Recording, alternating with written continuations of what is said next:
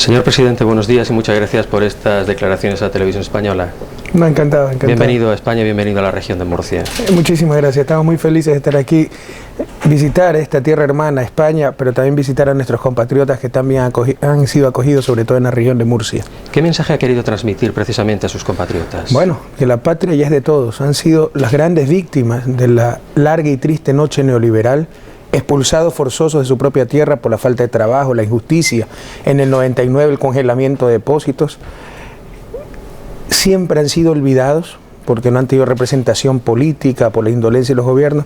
Entonces, hemos venido a decirles que la patria está cambiando, que hay una nueva época que se vive en el país y dentro de esa nueva época ellos son fundamentales, que siempre están presentes, que la patria hoy ya es de todos. Usted ha pedido revisar los contratos a las multinacionales en su país, a las petroleras y a las mineras, también a las telefónicas. ¿Cuál es el objetivo? ¿Quiere usted meterlas en cintura, como se ha llegado a decir? Bueno, sí, en verdad en nuestro país ha habido una falta de control total. Muchas empresas han abusado, otras no. Por ejemplo, en el caso de Telefónica, en comparación a la otra compañía transnacional que se encarga de la telefonía móvil, ha actuado muy bien. Por ejemplo, Telefónica tiene la tercera parte del mercado que porta celular y paga 3 veces más impuestos. Incluso porta celular durante 4 o 5 años declaró cero impuestos, declaró pérdida, imagínense, en telefonía celular. Entonces, en algunos casos no hay ningún problema, son compañías que han actuado muy bien. Dicho sea de paso, por contrato, las concesiones celulares tienen que revisarse este año, no es que es decisión del gobierno, tocaba este año revisar esas concesiones, pero en el caso de petroleras, nosotros no hemos tocado los contratos. Lo que pasa es que existe una ley que dice que sobre las ganancias extraordinarias del petróleo, más allá de lo estipulado en el contrato, donde ya existen rentabilidades bastante buenas, del 22-25%, pero esos contratos se firmaron con valores de por barril de 15 y 6 dólares, hoy está $80, hay ganancias extraordinarias, hay petroleras que tenían utilidades 250, 260%, entonces desde 2006 existe una ley que dice, sobre esas ganancias extraordinarias el Estado recibirá al menos el 50%, y toca al presidente de la República determinar qué porcentaje se quedará con el Estado y qué porcentaje de esas ganancias extraordinarias irán a la empresa. Y otra cosa importante, en la Constitución claramente se establece que el petróleo, las minas, los productos del subsuelo son del pueblo ecuatoriano. En consecuencia, lo que ha hecho mi gobierno en estricto apego a la ley, en estricto apego al espíritu de la Constitución y sin tocar los contratos ni afectar la rentabilidad de dichos contratos, es decir, que sobre esas ganancias extraordinarias 99% quedarán para el pueblo ecuatoriano. Hemos actuado en total, le insisto, apego a la ley y lo que le hemos dicho a las empresas, y si ustedes no están contentos con este nuevo reparto de las ganancias extraordinarias, podemos ir a contratos de prestación de servicios, que es mucho más acorde al espíritu de la Constitución, que le insisto, establece que el petróleo es del Estado. En Ecuador no hay que nacionalizar nada, el petróleo siempre ha estado nacionalizado. Y sobre las minas, eso sí es un caos total, ¿verdad? El Banco Mundial impuso una ley hace algunos años por la cual todavía tenemos que pagarle deuda, porque nos trajeron los brillantes consultores de siempre, que ni siquiera da regalías al Estado. Es decir, en la Constitución se establece que los productos del subsuelo y los recursos no renovables en general son del Estado. Si un recurso es del Estado, el pago por esos recursos se llaman regalías. Ni siquiera establece regalías esa ley. Fue tan laxa que se han dado más de 4.000 concesiones mineras en los últimos años porque de acuerdo a la ley era imposible decir no, bajo el fundamentalismo neoliberal, que todo había que privatizar. Obviamente, esa ley y esas concesiones tendrán que ser totalmente revisadas por la próxima Asamblea Nacional Constituyente. ¿Qué recogerá en esencia, señor presidente, la próxima Constitución Política del Estado? Bueno, varias cosas. Su pregunta es bastante amplia, pero si quiere que le resuma en 3 o 4 puntos. Primero, ir a una democracia mucho más representativa y mucho más participativa. En América Latina en general, no solo en Ecuador, nosotros hemos tenido lo que yo llamo democracias de plastilina, totalmente artificiales. Se ha confundido democracia con voto. Somos los campeones mundiales tal vez en votaciones y en elecciones, pero hasta ahora tenemos una verdadera democracia que significa el gobierno del pueblo y para el pueblo, con rendición de cuentas, representando a sus representados. Nosotros somos simples mandatarios. Los mandantes, los que ordenan, los dueños de nuestros países, son nuestros pueblos, pues nunca se ha hecho caso a esos pueblos y no ha habido manera de hacer que nuestros pseudos representantes nos obedezcan, sino que apenas asumían el mando después de ofrecer el oro y el moro en campaña para obtener el voto popular, obedecían a intereses particulares, foráneos, etc. Entonces queremos ir a una verdadera democracia representativa y mucho más participativa, con rendición de cuentas, revocación de mandato, etc.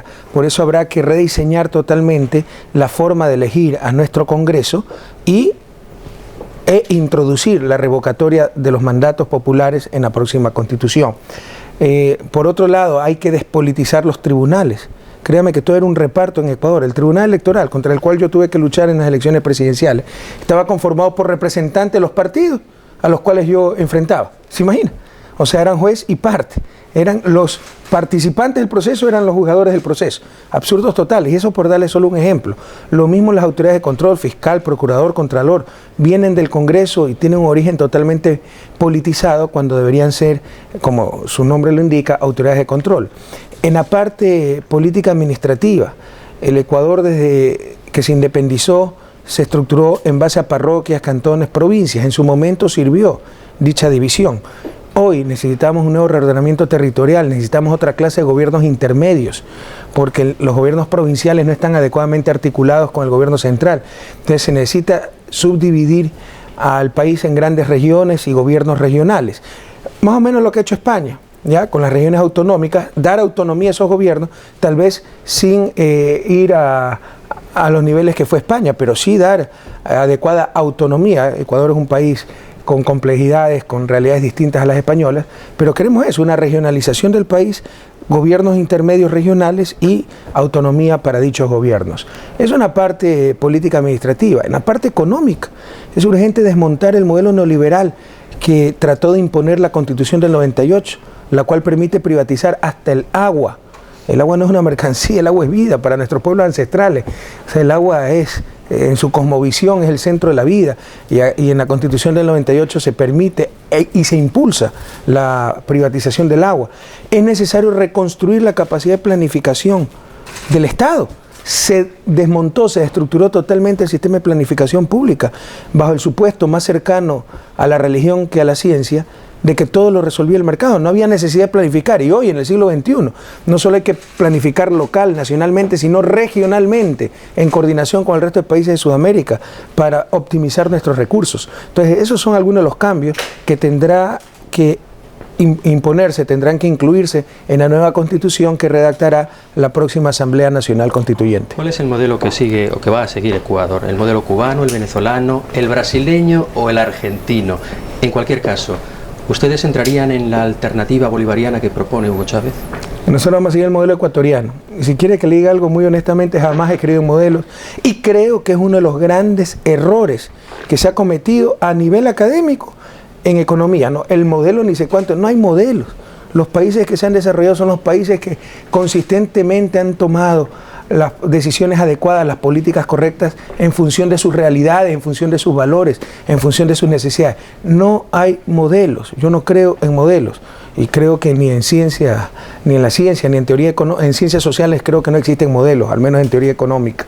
En todo caso, lo que une al socialismo del siglo XXI, esa corriente que se está imponiendo en toda América del Sur al menos, y en ciertas partes de América Central también como Nicaragua, son principios. Y dicho sea de paso, uno de los principios del socialismo del siglo XXI, que siempre recalcamos y nos diferencia del socialismo tradicional, es ese dogmatismo, ese fundamentalismo, creer que existen modelos, creer que existen catecismos, tener las respuestas antes de saber las preguntas. No, lo que nos unen son principios, principios de justicia social, principios de soberanía y dignidad, principios de prevalencia, de supremacía del trabajo humano sobre el capital. Eso es clave. Entonces, eso es lo que caracteriza al socialismo del siglo XXI. Y nosotros lo que queremos, le insisto, es construir respuestas para las necesidades del pueblo ecuatoriano en base a principios que establece el socialismo del siglo XXI.